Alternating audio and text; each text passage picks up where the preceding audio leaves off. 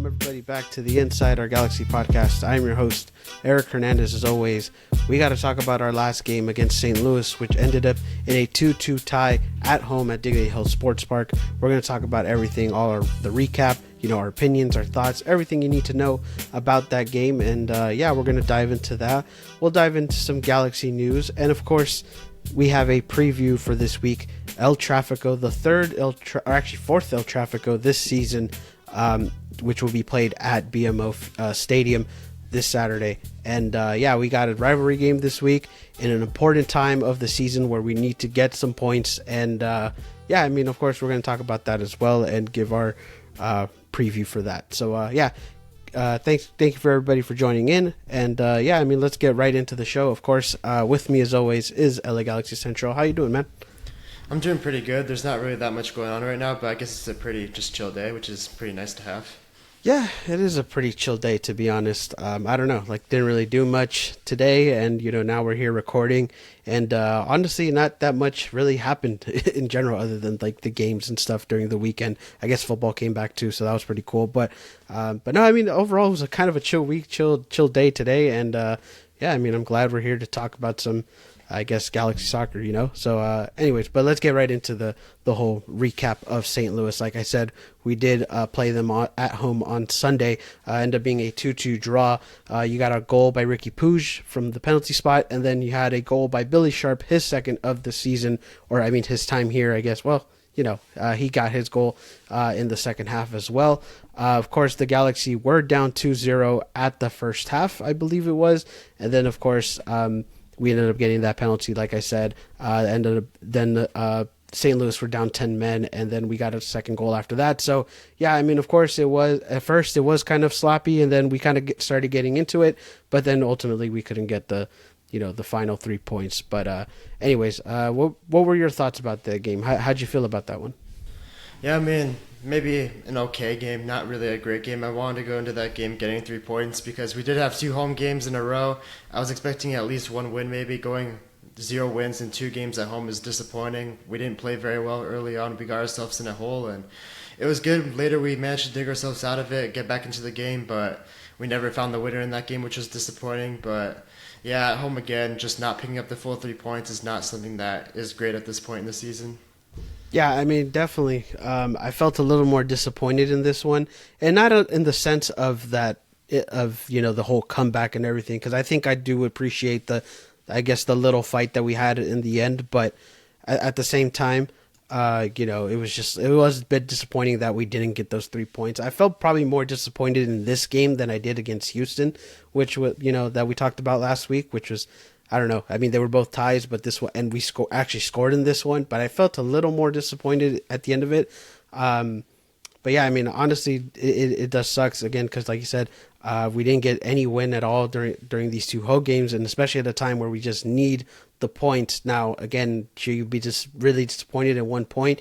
No, I think you can say that any point is, acceptable, sort of, but at the same time, you want the 3 points at home, and yeah, I was pretty disappointed in that sense, but I don't know. I respect the little fight that we had, but it really took, some luck, I guess, with the handball, and then, the 10 men being down, it really wasn't us, forcing the comeback, if you get what I mean. Yeah, I really wanted the winner in that game too. There was a time in the game where the final 10 minutes, there was 9 minutes of stoppage time. We were just getting the ball time and time and time again, and we were knocking on the door, but we never managed to find that winner, which was really disappointing. Yeah, it really was. And honestly, this was another game where I think offense kind of lacked in a sense. And yeah, sure, we got 2 goals, but we weren't really doing much in the first half. And once we got those 2 goals, we were right there. We were knocking on the door to get that third one. And like you said, in that the final 9 minutes of stoppage time, we weren't getting anything. We were, the offense really wasn't producing much. Sure, were they getting near the goal where they had some chances? Yes, but at the end of the day, they didn't finish off their opportunities. And I think in a sense, it's defense was lacking in this game in those parts. And maybe not collectively as a whole, but just in the crucial moments of the game is where it was really lacking.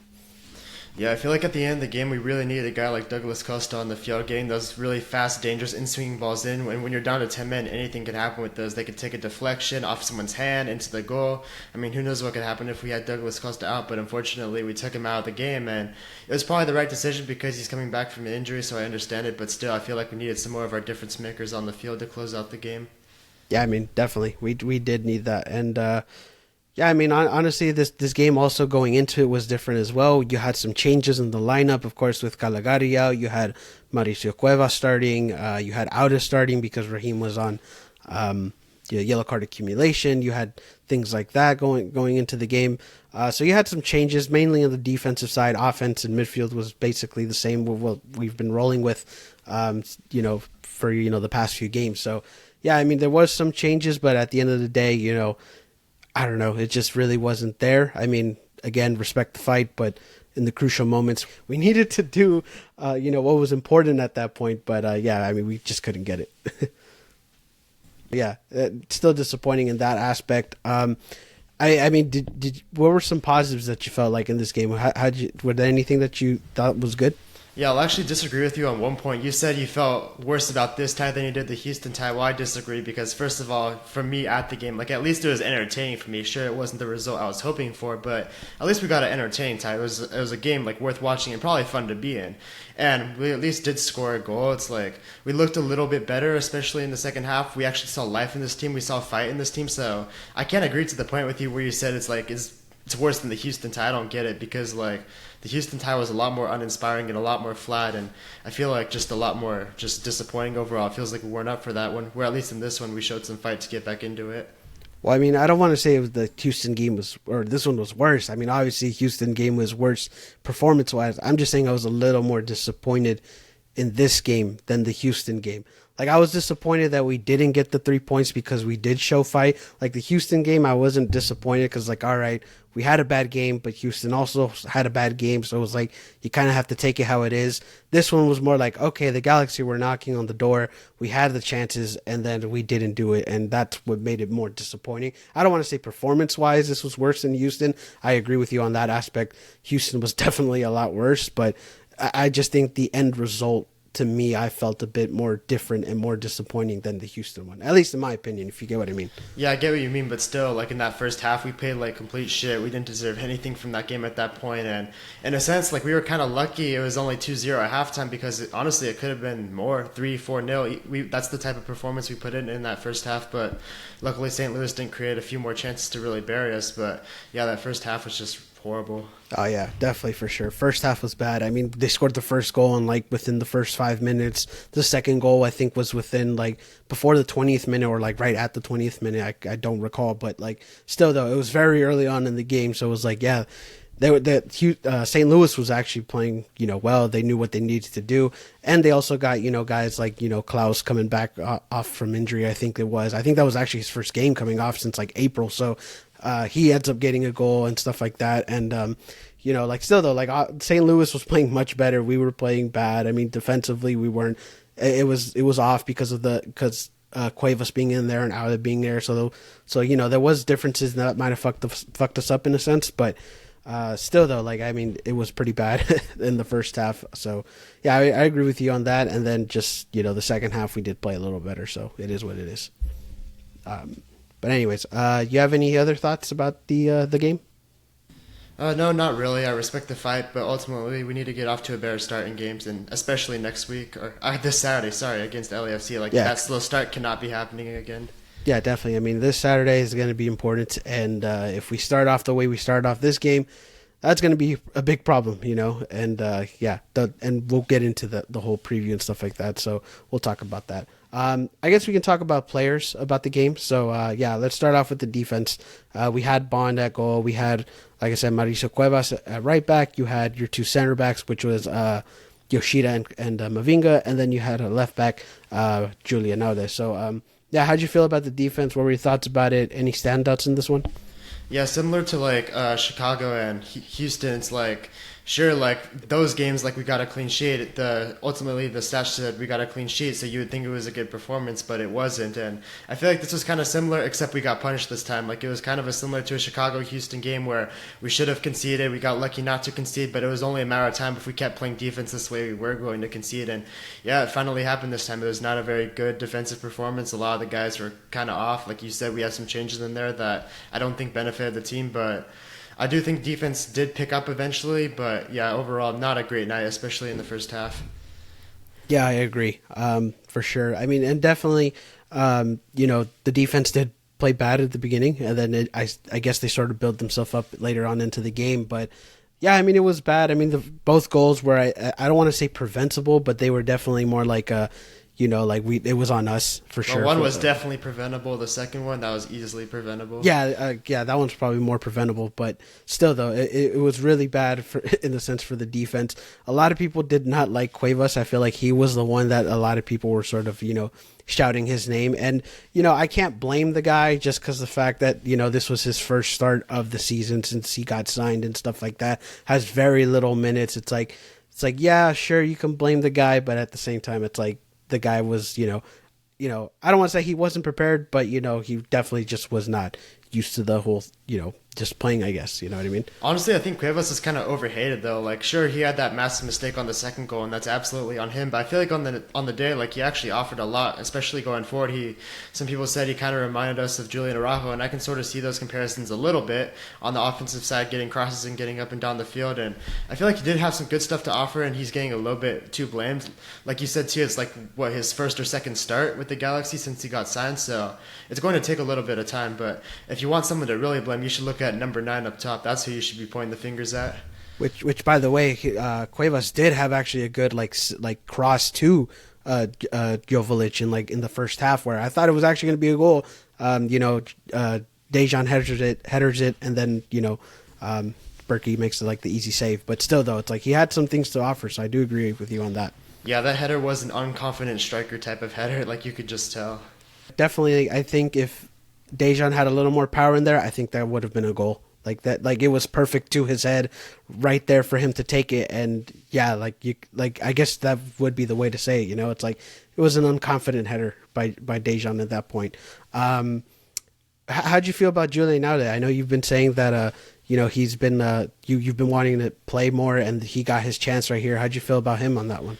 I think he was solid all night. He did pretty good, and he offered some good stuff. But I still think in the final third, like we talked about, even Greg Vanny mentioned it, like his final cross needs to be better. Like some of the crosses were just going over everyone's head again and like out of place. So definitely crossing the ball, especially with a team like us that likes to cross the ball from our fullbacks a lot. He needs to get a lot better at that. But I just feel like between him and Raheem Edwards, Julian Alda is just a much more natural right back who will actually play defense more. So I liked what he had to offer, but still some things to work on. Yeah, I agree on you with that as well. Center backs, I think they were okay. I mean, I don't think they really had much to offer in this game. I mean, yeah, Yoshida was solid. He's been a good signing since he came in, but Mavinga, especially on the second goal, is just too slow nowadays. Like, you can't really play him that much anymore just with his speed, and just sometimes the way he mistimes tackles, like remember in Vancouver, he had that poorly timed tackle that got him sent off and us down 3-0, then the game's over. And the St. Louis game, he gets cooked by the guy, which is Cuevas' fault because he let him go, but still, he wasn't in position, and then Klaus just basically runs through him, and they play a 3-ball, Mavinga is nowhere to be found, so I just feel like Mavinga is just kind of a liability at this point. The best way I can say about Mavinga is that he's inconsistent. I think there's games where he's really good. I think there's games where he's solid, and then there are games like this where it's just like, man, like, what are you doing in there? Those are some easy things that you could have done and you didn't. So it's like, yeah, I mean, Mavinga's inconsistent, but at the same time with what we're working with, I guess that's what we got to deal with. So, but yeah, I mean, center backs, I think for me, they were okay. They were solid at the end of the day. Any other points on the defense you want to talk about? Yeah, that Cuevas second goal was so frustrating. Like, he had his hands on the guy. It was kind of similar to Zavaleta in Columbus, where it's like he had his hands on him. He could have committed the foul, got a yellow card, but then ran a circle around him. Well, Cuevas didn't do that, but he had his hands on him. He could have pulled him down, been aggressive, just taking him down, even if his opponent did like that. But instead, he just let him go, and then once he let him go, it's like there was like a 3-on-2, or I think it was uneven attack or something like that. And Right. we were just kind of screwed at that point. So it's like Greg Vanny said it, and I totally agreed at the time. It's like you really need to foul him no matter what way it happens. I don't care if it's like an Aaron Donald sack type of takedown. Like you really have to take him down at that point and just pick up the yellow. He wasn't going to be sent off at all, so I don't understand why he didn't do that. And that's probably what most people were frustrated with him at that point. But yeah, he really needed to take him down, and it was just a mistake. Really, it's a young mistake. Right. I mean, and especially for young players, right? I think, if you commit a foul, it's like, you're going to have a little bit of hate, but at the same time, there's always those like technical fouls you have to make, right? Like those ones that you just like sure, you get the foul, you might get a yellow card, but it's beneficial because you stop the play and you stop the the attackers from going forward, right? So it's like there's some technical fouls I think young players do need to learn about, and maybe that was just one example of Cuevas of trying to take the foul, doing knowing when to commit one or your best have the best opportunity to tackle, what I mean. But so yeah, I mean at the end of the day, yeah, you got to find out when you got to do those tackles, whether it's the right decision or not, But anyways, I guess we can move on to the midfield unless you had any other points. Well, I had one more point. I feel like we said Jonathan Bond was really good the last 2 games, and I think he was. But I think this game he was a little bit poor. Not very poor, but just a little bit. Like on the first goal, he should have came out to the St. Louis attacker. I don't know his name, Adak something. I don't know. But he should have came on his feet, try to make himself big, try to block the shot. But instead, Bond just kind of stands there, which is really weird, kind of just daring him to shoot, from that close was always going to result in a goal. And I feel like on the second goal, too, like Bond got megged through the legs on that goal from kind of a little bit far away. Like you feel like a good goalkeeper should be able to close their legs and kind of make that save that's right at him, but instead he lets the ball go through his legs. So I feel like maybe Bond wasn't necessarily bad or at fault for both of those goals, but I feel like he could have maybe done a little bit more. Yeah, I would agree on that as well. And you know what? There's been games where the past few games where he's gotten scored on, but he's also had those crucial saves as well. And we kind of say oh, he had a good performance because of that. This one was one where it was just yeah, you could have probably blocked those 2 goals, or you probably could have done something a little different to prevent those ones, but I don't think he was entirely at fault. And then I don't think he really did anything spectacular either in this game, so I think he was okay, I mean, at the end of the day. But yeah, I would agree with you on that. I think he could have done some things a little different to prevent those goals as well. But anyways, now I guess we can move on into the midfield. So who do we have in the midfield? We had Uri Roussel, you had Edwin Cerrillo, and then you had Ricky Puig. How'd you feel about the midfield? What were your thoughts about it? Yeah, in the first half, the midfield was just getting outran in circles. I think St. Louis was just more prepared for the game, tactically more ready, more intense, more fit. The first half was really bad for the midfield, but I think kind of similar to the defense. They started out really bad, but then they grew into the game eventually. I feel like our midfield, like we talked about, is kind of hobbled right now. Like Ricky Puig is dealing with a groin injury right now and actually playing through it. So respect to him. And we know Delgado's not fully fit, even from that Vancouver turf injury. He's had that very long Leagues Cup break. He's still not fully fit, which is very concerning. But we've talked about that before. And Cedillo was okay. So yeah, the midfield picked it up eventually, but not a very good start. And there's reason to be concerned for the rest of the season. The fact that some of our midfielders are injured right now. Yeah, I didn't even know about the whole Ricky Puig dealing with the groin injury. I didn't even hear about that. Like we said, I think that's the kind of the thing about the game, right? It's like I felt like everybody didn't have a good start to the game, but then slowly we start building it up, right? You can say the same thing about the offense, but midfield, yeah, I mean they were okay, I guess. Ricky Puig got his goal. He's going to keep doing his thing no matter what. I felt like there were a little bit of people who kind of were liking Uri Roussel, maybe not in the beginning, but later towards the game. Like some people were giving a little bit of credit, maybe even after that, the second goal and stuff like that. So, I mean, I don't know. The midfield was kind of all right as well. I mean, there wasn't really much to it either. I mean, they just played okay, in my opinion. It got way better when Delgado got subbed on, though. Like, the intensity level raised, and they call him the man with 3 lungs for a reason. He's a very fit player and can really just, do the dirty work and get other people involved quickly. Yeah, I mean, definitely, for sure. But, yeah, I mean, other than that, I really didn't have much on the midfield. I don't know. They were just kind of whatevers, and they later on built up into the game. So, yeah, it is what it was. You had any other points about that one, or no? All right, then. So let's go move into the offense a little bit. So you had Tyler Boyd starting, you had Dejan starting, and you had Douglas Costa starting. He came off of his dislocated shoulder, injury or, rest, whatever. So, yeah, you had the offense in this one. How'd you feel about that one? Yeah, similar to like what we said with Chicago and Houston about the defense with the clean sheet kind of being an outlier. I feel like this game with the 2 goals, that's kind of an outlier to how the offense played. They did not play good at all. It was a very rough day for the offense. Tyler Boyd, a really bad game. Not very often we see a bad Tyler Boyd game, but this is one of them. Douglas Costa, he looked like all right, but he was still coming back from an injury, so maybe we can give him a little pass. And Jovic, I mean, there's not much more to say. It's just, it is what it is at this point. It's like, kind of like in 2021 when we were talking about Nico and Koulibaly every week and how bad they are consistently on the show. It's like, and last season we were talking about Cabral, how bad he is every week on the show. It's like this season it's Jovic. He got the torch now for that really bad player that we're talking about every week on the show. And quite honestly, I'm just done with him. He's not going to get sold before the Turkish window closes, but I think it's time to part ways with both sides. Yeah, I agree. First, on the general part, offense I think was very much lacking in this game, and honestly, the only reason why we got 2 goals was because of the handball and them being 10 men down. Let's just call it how it is. But you know what? Yeah, for those 2 goals don't really tell the whole story, right? I think offensively we were poor. Similar to like Houston, we just weren't getting anything going, especially in the first half, and. Yeah, I mean, honestly, offense was pretty poor. Like you said, Tyler Boyd was poor. It's not often you get that. Douglas Costa, you can kind of give a little pass off of him because of his injury. And then Jovic, is Jovic. So I guess that's just really how you can put it into it. Of course, Billy Sharp gets a goal coming off the bench, which is good. A lot of people have been calling out his name because his second goal and him getting the start possibly this Saturday. But yeah, he was probably the best, offensive player you can say, or maybe not the best offensive player, but the most important offensive player because he got the tying goal. And yeah, I mean, other than that, I mean, the offense was very much lacking in this game. I wasn't too happy about it at all.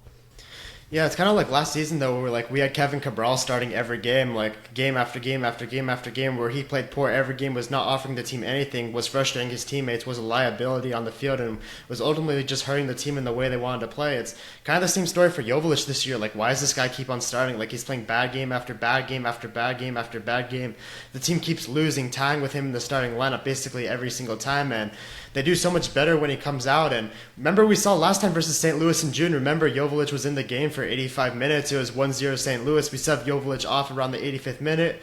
Just like 2 or 3 minutes later, we equalized the game 1-1. I mean, this team is, with all due respect to Jovic, I'm not trying to bash him, but this team is clearly better with him off the field. And it's like, why is this guy starting games at this point? Similar to Cabral, it's like, this really does need to stop.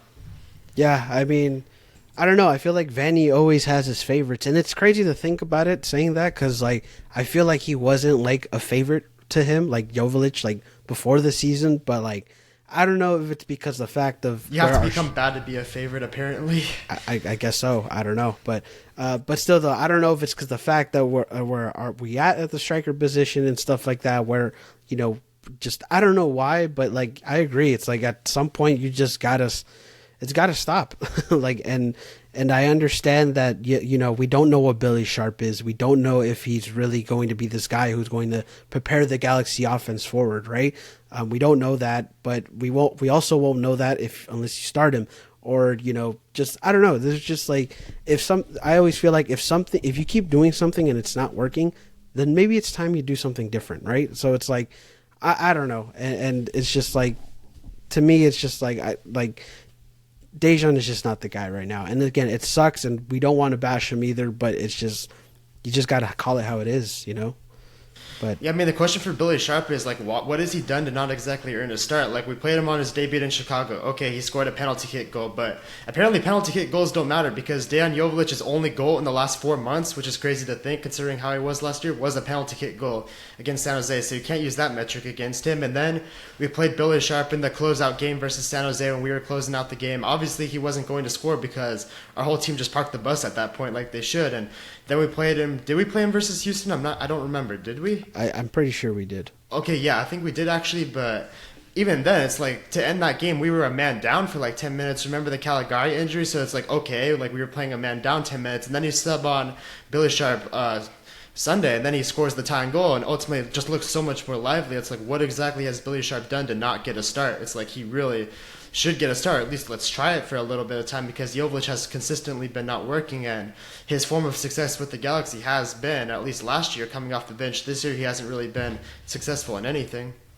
Right. I mean, definitely for sure. And it is frustrating to see people say that, like, oh, it's like, why are you going, like, we should keep starting Jovic. It's like, well, I don't know. It's like, have you seen the Galaxy games? I mean, it's just not working. Like, I mean, there's people consistently saying, like, what's the problem with Jovic? It's like, the problem is that he's Everything. not doing, the problem is, yeah. I mean, I guess you could say it, right? It's like, the problem is everything. It's like, his winning percentage is not there. He's not scoring right now. It's just like, where are we at with this? The team scores with him off the field. Like, Right. they win more with him off the field. It's like everything, really. Yeah, it's like, it's frustrating, and like, I get it, right? We want to see Dejan succeed. I get it. He was a favorite coming in here, and let's not forget he's done a lot of things. But when it comes down to this season and his form this season and recently, it's just not there. And again, you just got to be like, we got to do something different. And if it pisses off Dejan, which I'm pretty sure it's getting into his head a little bit, which, I mean, why should it go into your head, dude? It's like, you're just not performing. Like, it's not there. If you don't like it, perform better, right? So, and again, that seems like easier said than done, but still though, like, that's just how it is. And, you just got to do something different. And Billy Sharp has already done the exact amount of things that Dejan has done, which is 2 goals in, like, what, 3 weeks? Dejan has had 2 goals this whole season so far. So it's like, I think he had that's 3, the difference. actually. But Does Dejan have 3? I know he had the San Jose goal, of course, but Dallas goal. Oh, the Dallas goal. There you go. Yeah. So even then, Billy Sharp is 1 off of him, and he's only been here 2 weeks, like a few weeks, and Dejan's been here the entire season. Yeah, let's compare the minutes to that now. Like, that's a problem.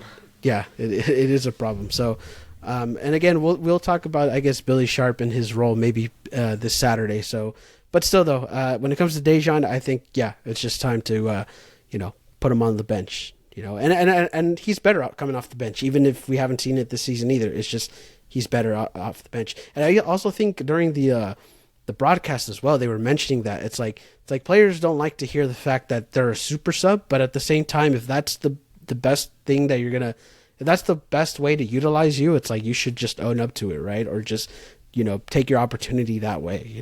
That's just how it is. Yeah, but here's the thing. So, like, Dejan is going to be here the rest of the season. That's probably the case unless he gets sold in the next 2 days, which I highly doubt. So, all right, he can be that super sub role for the rest of the season. This season, we've kind of it's washed up in the air. We don't really care that much what happens in a sense. But for next season, though, it's like, should Dejan Jovic really be on the roster? Even if you do bring in this new striker and he's, like, really good, the reality is, and especially in a league like MLS, he's not going to start every game. Like, there's a possibility he could be called up for his national team, or he could get injured, or could have squad rotation. And you can have a lot of squad rotation with, like, Leagues Cup, Open Cup, whatever tournament we might qualify for someday. It's like, you're going to need Dejan Jovic to start games, even if you do have another striker in here who's healthy most of the time. It's like, you can't just be unstartable in the starting lineup all the time, always lose or tie in the starting lineup, never score. Your team does better when you're off the field, and you be a U22 DP player. So the question still remains, like, should he be here next season? And for me, it's time to move on.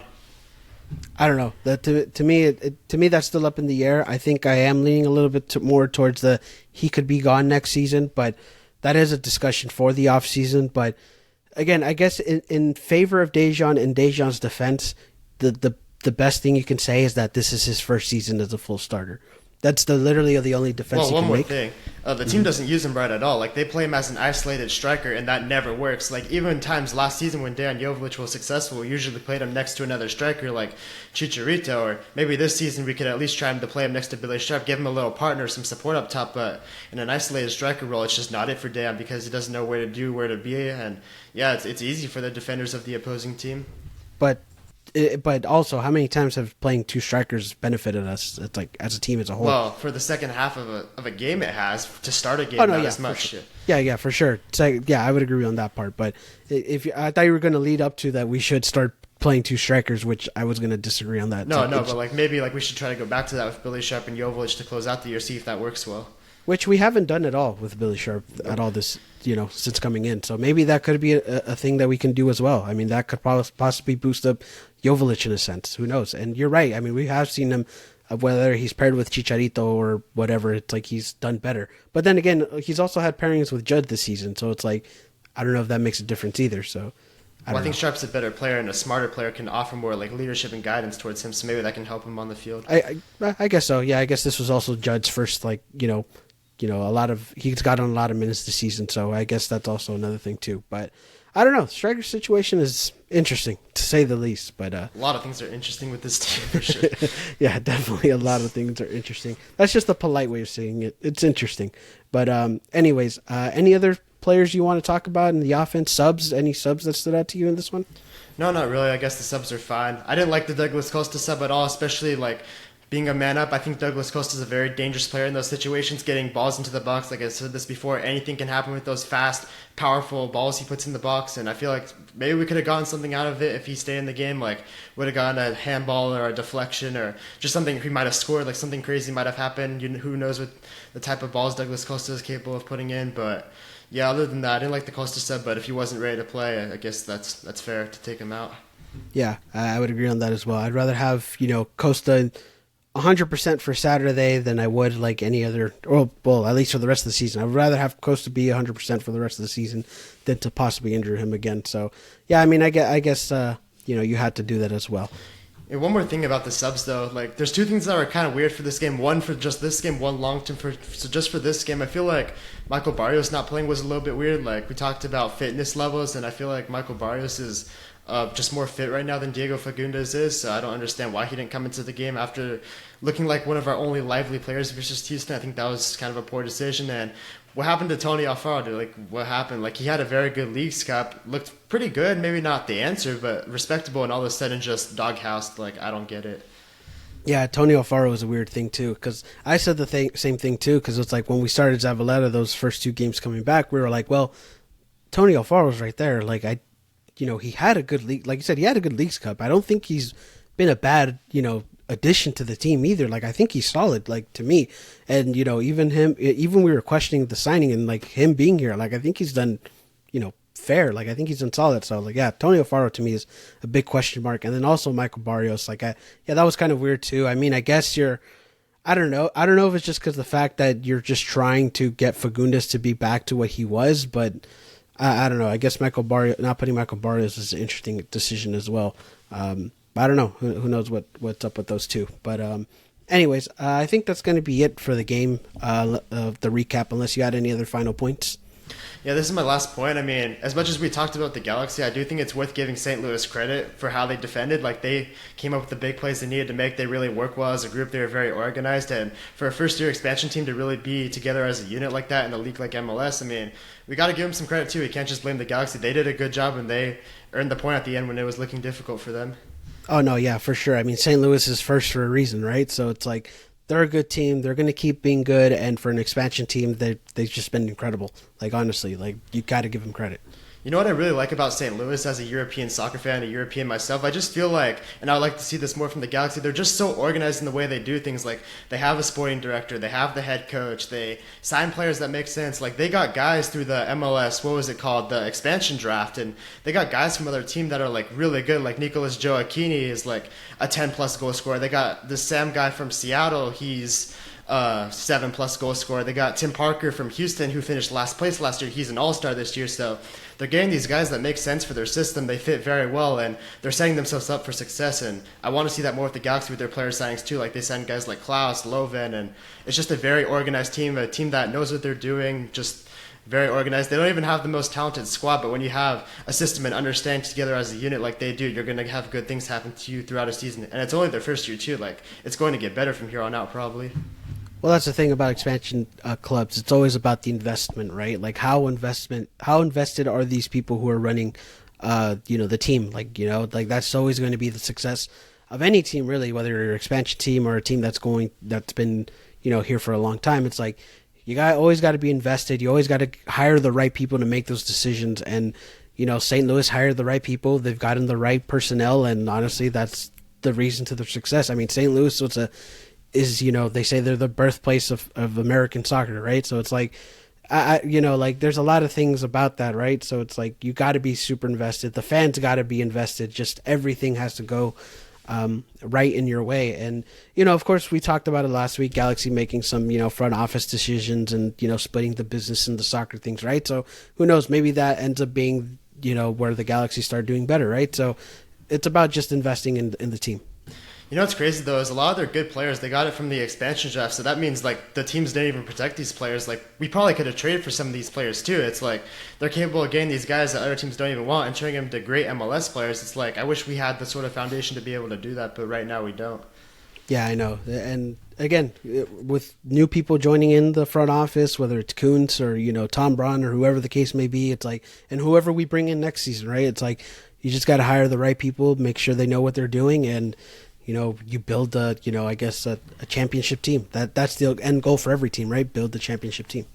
Yeah, this is my last point though. Like I feel like with St. Louis, like they know their best starting 11. Like they have Tim Parker in goal. No, they have Tim Parker at center back. They have Roman Berkey in goal. They have these like German midfielders like Loven in the midfield. They have Klaus up top. They have Joaquini. They have some other guys. I'm still learning about their team, but I actually really like how their team is set up. And I feel like with the Galaxy, it's kind of chaos and a disaster all over the field. Like you got the center backs. We have 5 different center backs this year. We had Chris Mavinga, Zavaleta, Tony Alfaro, Jalen Neal, Martin Cáceres, Mario Yoshida. 6 center backs actually, which is just chaos. And the goalkeeping's been kind of up and down this year. We've kind of switched a lot between that. And left back we've had Aude Edwards every other game. And striker we've had Chicharito, Joveljic, Sharp, Bibu, Judd, 5 different strikers, no answer. It's like we've had 6 center backs, 5 different strikers, 11 guys in total, nobody's the answer. It's like it's chaos. It's a disorganized kind of disaster in a sense, and I really just want clarity. I want just to be functional a little bit. I just kind of wanted to point that out between the two organizations. Well, to be fair, it's like our reasoning of what we don't know our starting 11 is because of injuries. Because let's face it, if Chicharito wasn't injured, he's our starting striker. If Cáceres wasn't injured, he's still in there. If Brugman wasn't injured, he's still in there. It's like we know our starting 11. It's just the fact that our injuries just change our starting 11 every week. I mean, isn't it concerning though that the fact that you've had like that many players, and even with that, like our starting center back would be like 36-year-old Costas or 35-year-old Yoshida. Like you're asking these guys to play a full season basically, or else it's going to be a problem. And yeah, I don't know. We just need to bring some younger guys and get rid of a couple guys, just fix some things. Right, definitely. But again, it's always about balance, about the younger and older guys. But I don't know. We'll see about that. And another point to bring with St. Louis as well, like you mentioned, like you don't really know much about their team, but yeah, that's also another thing too. It's like St. Louis doesn't really have the big name players. Like obviously they've created some big names now, but it's like they don't have the big name players. Like even when I was trying to make my game day post, because I like to put a player from the opposing team, I'm like, who the fuck is on their team? Like I don't even remember. Roman Berkey's a pretty famous player. He played on. Well, I didn't want. I know Roman Berkey, but I didn't want to put Berkey in my player because I was like, because I didn't want to do a goalkeeper one again. I was just like, oh, it's like other than Berkey, who the fuck is on the team? Like I don't even know if Klaus is still back. And I was like, and I had him in my first St. Louis one, so I was like, damn. It's like other than Klaus and Berkey, like I don't really know anybody else on the team. So it's like, and I forgot about Tim Parker too. So I forgot he was in St. Louis, but still, it's just like, yeah, like even then, it's like you don't even have to have the big name players. It's just about building a good team. I can't believe I said Tim Parker was a goalie though. That'd be kind of funny though. What? He's this huge knows? Guy. It's like it'd be funny. Yeah, what if he's like the emergency keeper? He pulls like a Mike McGee, like he just that would be pretty funny. But anyways, yeah. Those were our points about St. Louis and the whole game. I guess let's talk a little bit about Galaxy news. There wasn't really much other than like injury updates.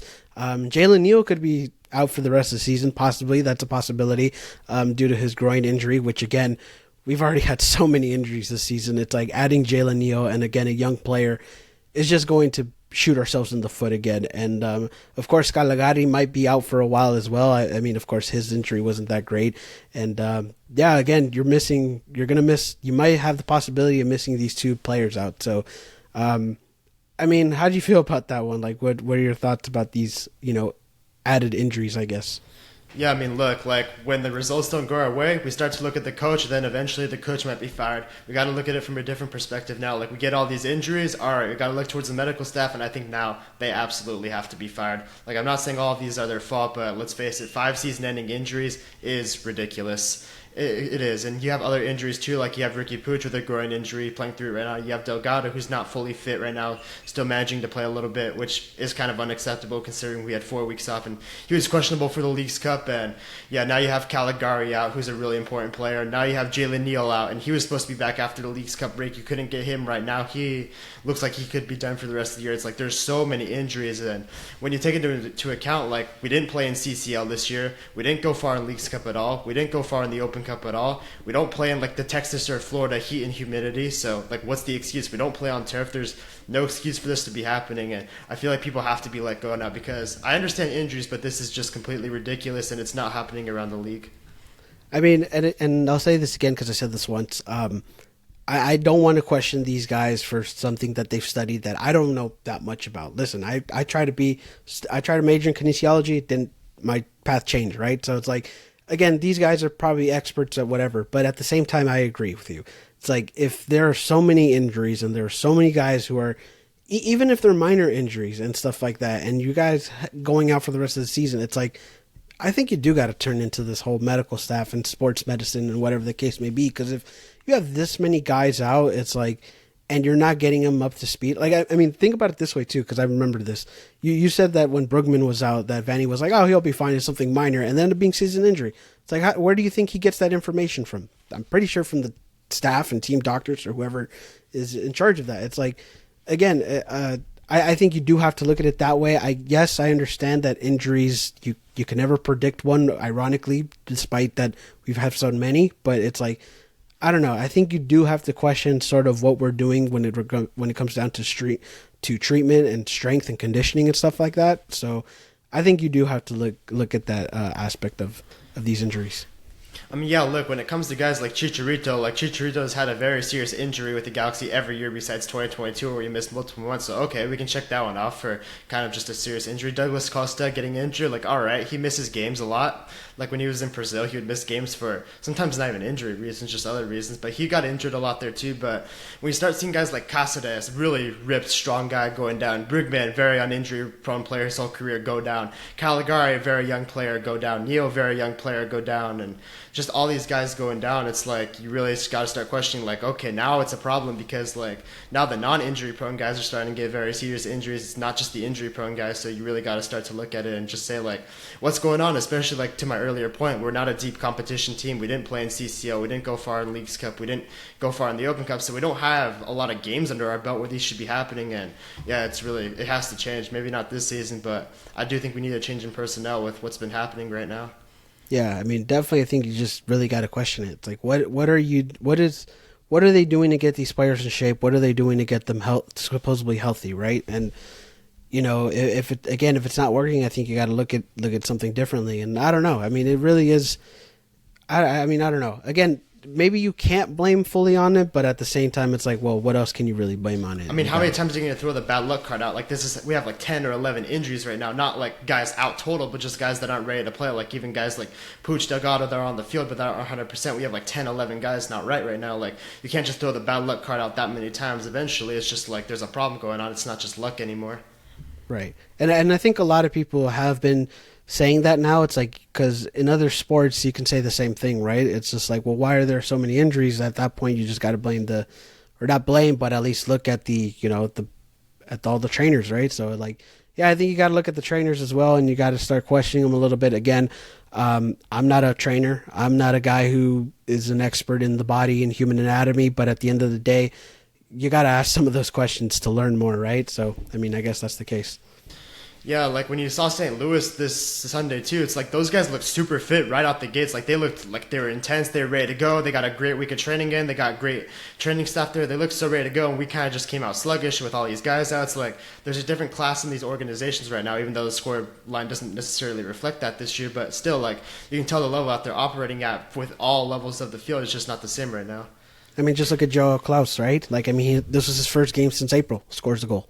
So, I mean, that's kind of a good example right there. It's like you gotta have these guys in shape and ready to go once they're ready to go. You know what I mean?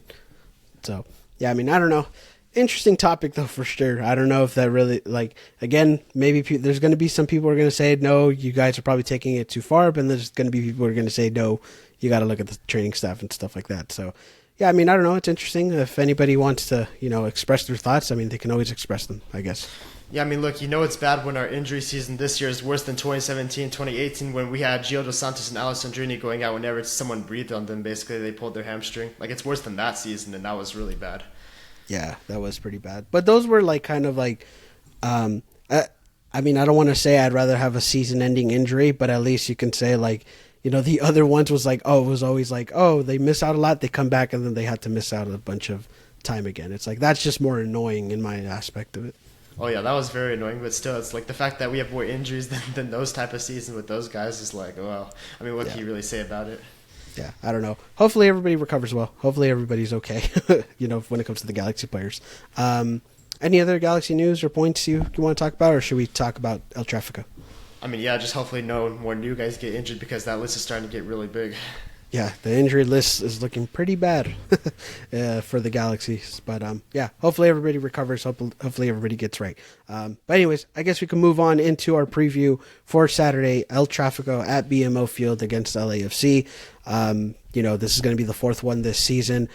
We won twice. They won once. And so right now we have the lead in the series, I guess. I mean, one was U.S. Open. So when it comes to MLS, the series is actually tied. But, yeah, of course, rivalry game. We know how these things go. It's going to be important this week, and especially where we're at in the season. But yeah, man, what are your thoughts about LAFC? What do you think about this one? Yeah, with a season that's been really rough right now, I would absolutely love to win this rivalry game and go 2 rivalry games this year while having a winning record. That would be amazing to me, amazing as a Galaxy fan, amazing as just a supporter for both of us, really, just everyone in the community. That would be an amazing thing to do with what's been a rough season. But like I said, after the Leagues Cup break, I saw 2 games on the schedule where I said it's going to be losses, and I'm unfortunately going to stick with that. I saw away at LAFC and away at Seattle. I saw those, and I said we're going to lose both those games just right off the bat. I'm going in expecting to lose, and yeah, I think that's going to be the case. Unfortunately, LAFC has not been playing great lately. I feel like there's really a lot of pressure on them to win this game, kind of put this injured Galaxy team away, really try to get back on track. And I feel like at home in front of their fans, after what happened last time versus Miami, which was an embarrassment with all the celebrities in attendance, it's like they really kind of have to bounce back this game, and I think they're going to do so. And yeah, I wouldn't actually be that mad at a loss. I want us to compete, but if we lose this game, like I said, I think it's a fair loss, and we'll see what happens, but I'm not feeling great about it. Yeah, I mean, obviously it's always tough to go play at BMO. Even though we always kind of clown LAFC about, they could never beat us in Carson, or they only have 1 win against us in Carson. It's like, we haven't had great luck in BMO, right? We've won twice over there. One was with no fans, and then one was in the U.S. Open Cup this year with their C team. So at the end of the day, for us, it's a very big challenge as well going to play over there. You know how they get with their atmosphere and things like that. And it's always going to be an intense game. But the way I see it for this game, and I think the big key work to me going into this game, whether, and for both teams really to win the game, it's going to be offense. It's always going to be about offense. This game always averages 4 goals a game or whatever it was. And if the Galaxy offense isn't up par with LAFC's offense, I'd honestly, that's going to be the difference maker. And we've seen these 2 games in Houston and against St. Louis. Offensively, we weren't that great. Houston was a dud. St. Louis, sure, we got 2 goals, but really that wasn't that doesn't tell you the whole story about that game. And offensively, we haven't been good these 2 games. Sure, can we pick it up because it's in El Trafico? Yes, I can see the team possibly pick it up. But if their offense isn't on par with LAFC, I think, that's going to be where we don't get the 3 points. And again, it's going to be difficult. It's a rivalry game. Anything can happen. But to me, the key thing going into this game is the offense. I mean, yeah, look, like I've talked about the last 2 weeks, ties not being a very good result. We needed more from the games. We were at home. Not getting a win was disappointing. But if we get a tie from this game, I'd honestly be very happy with it, no matter how it comes, really. I mean, yeah, I would say so, too. I mean, at the same time with ties, like I know it's a little frustrating, but I think at times you're just going to have to take it how it is. I said that about Houston. It's like you got to take the tie and just move on.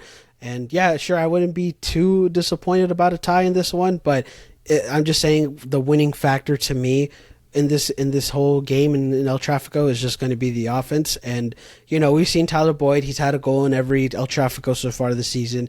If Douglas Costa is 100%, I think he's going to do damage. Ricky Puig, if he's 100% and does his thing, he's going to do damage. Strikers, let's see who we put in. And yeah, I mean, again, it's about the offense. It's about how we can step up into the offense and try to get the win here. But yeah, I mean, look, there's no way Sharp can't start this game, right? Like, this has to be the wake-up call for Sharp to start. Like, it should have been before, actually, but Joveljic, he got a few more starts after he played pretty shit every single game. And now that Sharp scored a goal off the bench and got an equalizer, and we're going into a rivalry game where we really need players like Sharp who are very intelligent, have experience at a high level in hostile atmospheres throughout Europe. It's like, we really need this guy to start. It's like, it's not like a San Jose where it's like, oh, maybe we can start Joveljic. Like, no, Billy Sharp really needs to start this game. And I would be shocked if he didn't start, but with Greg Vanney, you really just never know, and you know how he is with favorites. So I'm just really hoping that goal was the turning point for Sharp to start at least a few games, but we'll see what happens.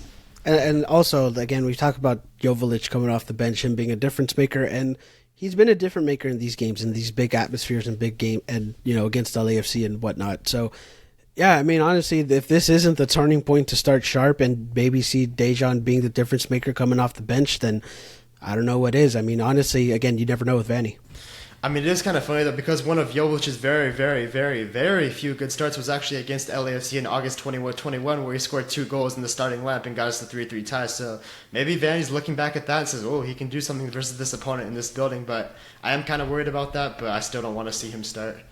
Yeah, I mean, honestly, like anything could happen. And honestly, I was going to say, did he even start in the last El Trafico? I don't think he did, right? No, Judd started, but he wasn't very good either. I mean, we've just had a striker problem all year, really. Yeah. I don't know. Maybe that is the mentality with Vanney, too. It's like you look at it and say, hey, you know what? Dejan hasn't started against LAFC. Maybe this is where he turns it on. I don't know. Maybe that's also his mentality. I don't see it that way. I think you should start Sharp. But, again, with Vanney, you never know with this team. But, yeah, I mean, again, this is going to be an intense game. We know how this goes. And, yeah, I mean, honestly, I'd want the win. I'd want to get that series win. But, at the end of the day, if we just get any sort of result, I think that we should be maybe not content with it, but I think you should be just okay with it, in my opinion. You know what I'm super scared about, though, is the right side of our defense. I mean, we're probably going to have Cuevas starting again, and we're probably going to have Mavinga starting again, and that's just, oh, shit. Like, if LAFC has Buanga going at Cuevas, it's going to be a nightmare all night, really. It's going to be pretty bad. And even if you have Vela there, like, sure, Vela's not the fastest player anymore, the most powerful, I guess, but he can still do some things with his technical ability that was going to really trouble this defense. And with Buanga's speed, and they have this new forward, Mario Gonzalez, he's pretty fast. I feel like Mavinga and Cuevas could have just a shocking night, really. I'm pretty worried about what's going to happen with those guys. Yeah, I mean, defensively, it's going to be a struggle. But again, that's just how this game normally is. I feel like it's very rare that it's a very close and low-scoring game. I mean, let's be honest, once the game gets going, defense is sort of thrown out the window. That's why I always say the key word, is the offense this game. It's the offense has to step up. Sure, would I like to see the defense step up and possibly shut down this LAFC offense? Of course I would. But I think realistically, it's just going to be on the offense. Yeah, but look, like, our defense is going to be so bad this game, especially on the right side. It's like we're going to have no way to stop them. Like, we talked about Caligari, and Caligari 2 times when he played Buanga this year, and the game in Carson and the game at the Rose Bowl, he did a very good job in Buanga. Even when he was in his like kind of MVP form, he was very physical with him, kind of bothered him, had a really good game against him. And now Caligari is probably going to be out, or is going to be out. So we're going to have to probably deal with either Leerdam, who's too slow, or Cuevas, who's just not a very good defender on the defensive side of things. So, I mean, if LAFC have Buanga going at that right side of the Galaxy defense, I mean, I'm going to have a hard time saying he's not going to drop a really good performance. Yeah, I mean, honestly, there's a lot of... I mean, LAFC is still a good team, right? They're in 3rd place. They got the pieces. They're still the reigning MLS Cup champs. They're gonna go into this game knowing that they got to beat us and do it in front of their home fans, right? So, yeah, I mean, of course, LAFC is going to be as motivated, but I think the Galaxy also need just to be as motivated going into this game as well. And it's going to be difficult. Again, rivalry game. Anything could happen, and we can only just hope for the best, right? So that's just the way I can look at it.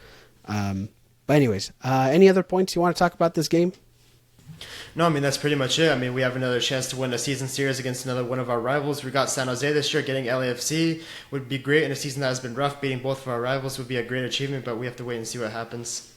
Yeah, definitely, for sure. Hopefully we get the 3 points here, but a result would be good for this one. But anyway, I still want to win. I mean, honestly, a win against LAFC would be great, for this season. And honestly, it could honestly boost the Galaxy even more. I mean, it really would. But yeah, I mean, again, we'll see. Since the Rose Bowl game, we only lost like 1 time, I think, right? Which is kind of strange. We only lost like once out of our last 13 games, but it doesn't really feel like that because we've got a lot of ties that we haven't felt great about. Mm-hmm. Yeah, I mean, honestly, like, again, I don't know. I mean, it really is kind of stressful at that point. We're still in 13th place. Like, I mean, that's kind of crazy to think about. Well, I mean, when you look at it this way, we won 2 of our first 18 games. Now we've not lost in 1 of our last 13 games. So once you get to that 18 game, or let's say we go undefeated in our next leg, we only have 2 losses in our next 18 games. Well, then you're back at balance with only winning 2 of your first 18 games. Like, you're at like 500 now. So you really dug yourself in this massive hole, and now you're trying to dig yourself up from that massive hole. So it's really not crazy to think. It's pretty simple, actually. But yeah, we still have a lot of work to do, and we'll see if it can get done.